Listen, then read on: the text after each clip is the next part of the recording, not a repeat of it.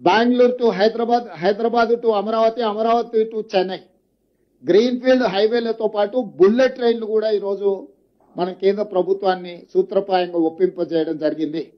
దీంతో దూరము తగ్గుతుంది. డెడికేటెడ్ గ్రీన్ఫీల్డ్ హైవే, ఎక్స్ప్రెస్ హైవేలు వేయడం ద్వారా, బుల్లెట్ ట్రైన్ ద్వారా రవాణా సులభతరం చేస్తున్నాం. భారతదేశంలో సముద్రపు ఒడ్డు లేని రాష్ట్రం తెలంగాణ రాష్ట్రం. ఒకప్పుడు నిజాం ప్రభుత్వంలో మచిలీపట్నం పోర్టు కూడా మన దగ్గర ఉండేది, నిజాం రాజ్యం ఉన్నప్పుడు. ఈ రోజు మనం మచిలీపట్నం పోర్టు కూడా ఈ రోజు కనెక్టివిటీ డెవలప్ చేస్తున్నాం. తద్వారా ఈ మ్యానుఫ్యాక్చరింగ్ జోన్ లో సొంత దేశాలే కాకుండా విదేశాల నుంచి కూడా పెట్టుబడులను ఆకర్షించడం ద్వారా ఈ రోజు అభివృద్ధి ప్రణాళికలు సిద్ధం చేస్తున్నాము. ఇవాళ తెలంగాణ రాష్ట్రంలో ఒకే ఒక ఎయిర్పోర్ట్ ఉంది.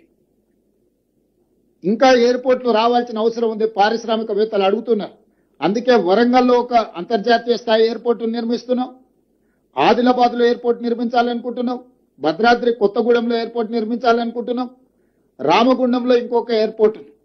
అంటే రాబోయే రోజుల్లో తెలంగాణ రాష్ట్రానికి అదనంగా 4 కొత్తగా ఎయిర్పోర్టులు మనం తెస్తున్నాము.